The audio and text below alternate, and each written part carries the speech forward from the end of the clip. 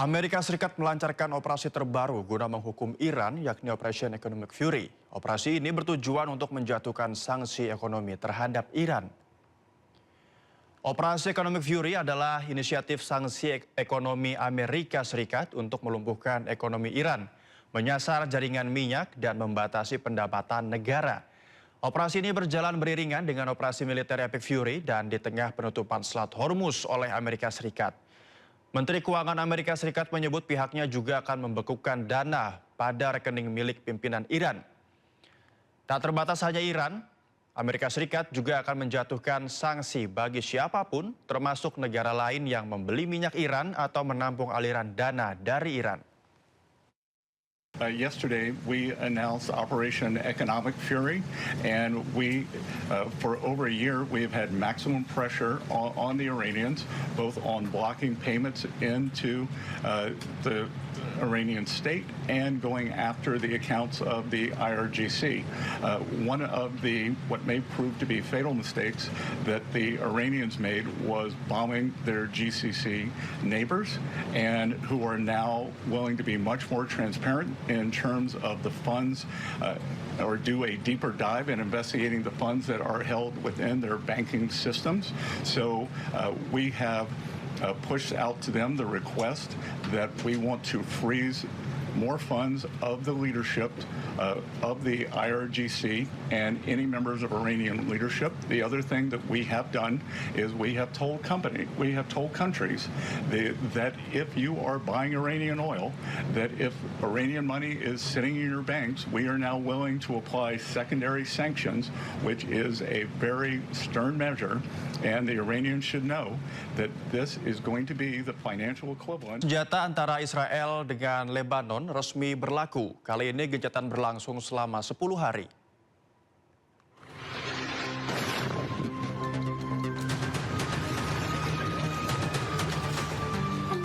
Israel terus membombardir kota-kota di Lebanon.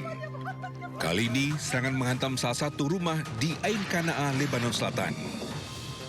Israel berdalih rumah ini adalah tempat penyimpanan senjata milik Hizbullah. Tak hanya itu, Israel juga mengklaim telah menyerang serentak 70 lokasi dalam 1 menit. Lagi-lagi Israel berdalih lokasi ini adalah milik Hizbullah. Tak lama setelah saling serang, Israel dan Lebanon sepakat untuk gencatan senjata. Kali ini gencatan senjata berlaku selama 10 hari.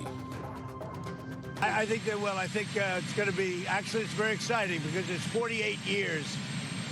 We're going to be meeting with Bibi Netanyahu, as you know, and the president of Lebanon. And I had a great talk with both of them today. They're going to be having a ceasefire, and that'll include Hezbollah. And I think it could be number 10 for me. Sebelumnya negosiasi damai antara kedua negara sempat digelar pada 15 April lalu. Dalam perundingan yang digelar di Amerika Serikat, belum menghasilkan solusi. Akhirnya pertemuan dilanjutkan di Amerika Serikat dan kedua negara sepakat untuk gencatan senjata. Di tengah gencatan senjata, saling serang antara Israel dengan Hizbullah terus terjadi. Sistem pertahanan Israel pun disibukkan dengan roket-roket Hizbullah yang menyerang kota-kota yang diduduki Israel.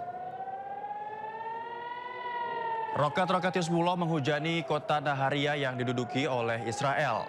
Sirine pun terus berbunyi tanpa henti saat rudal memasuki langit kota Naharia. Sistem pertahanan milik Israel, Iron Dome, terus dikerahkan untuk mencegah rudal ini jatuh di kota Naharia.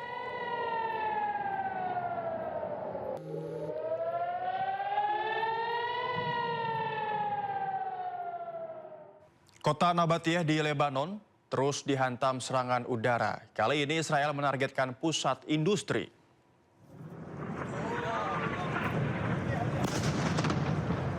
Inilah pemirsa rekaman video yang merekam detik-detik saat Israel menyerang kota Nabatiyah di Lebanon.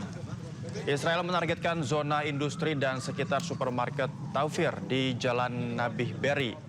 Kali ini serangan menghantam kota Farman, Arnoun, Aba, dan Yahmur al-Shetif.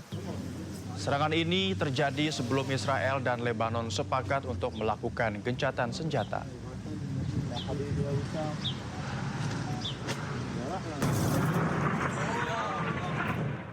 Ya, pasca ditetapkannya gencatan senjata antara Lebanon dan Israel, warga di kota Tire di Lebanon Selatan kembali ke rumah mereka. Meski kondisi kota hancur dan anggota keluarga tewas, warga Lebanon menyambut sukacita atas gencatan ini.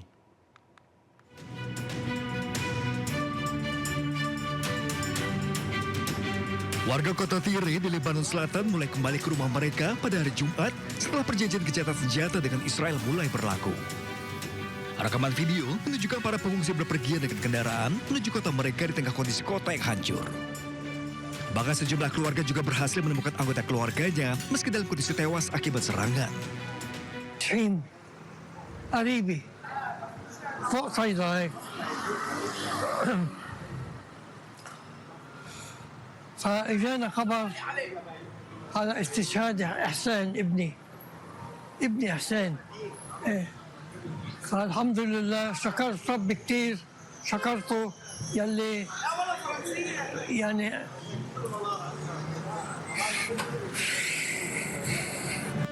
Gencatan senjata antara Israel dan Lebanon pun mulai berlaku pada pukul 12.30 malam waktu setempat pada hari Jumat.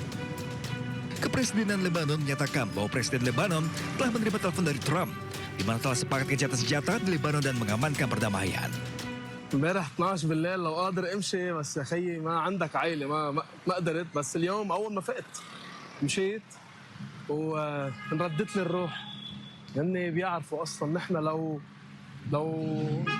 شو بدي اقول لك لو بملكونا قصور الدنيا كلها يا خيي هي الارض هون هي الاصل مثل ما بيقولوا يعني. Sementara itu, Netanyahu mengumumkan dalam pidatonya bahwa Israel memiliki kesempatan untuk mencapai kesepakatan berdamai bersejarah dengan Lebanon. Ya, selanjutnya pemirsa, jembatan Kasimia yang menghubungkan kota Tire dan Sidon, Lebanon, rusak setelah diserang Israel. Kantor berita asal Lebanon melaporkan 2 drone Israel berhasil menghancurkan jembatan tersebut. Sementara itu, tentara Israel memperbarui peringatannya kepada penduduk Lebanon Selatan untuk mendesak mereka pindah ke utara Sungai Zahrani.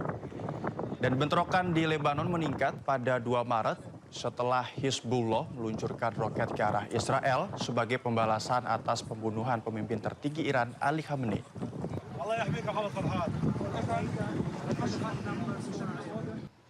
Petugas medis yang tengah bertugas di Maifadun, Lebanon Selatan jadi korban serangan drone Israel. Video yang menunjukkan detik-detik tim medis yang tengah mengevakuasi diserang terekam oleh kamera.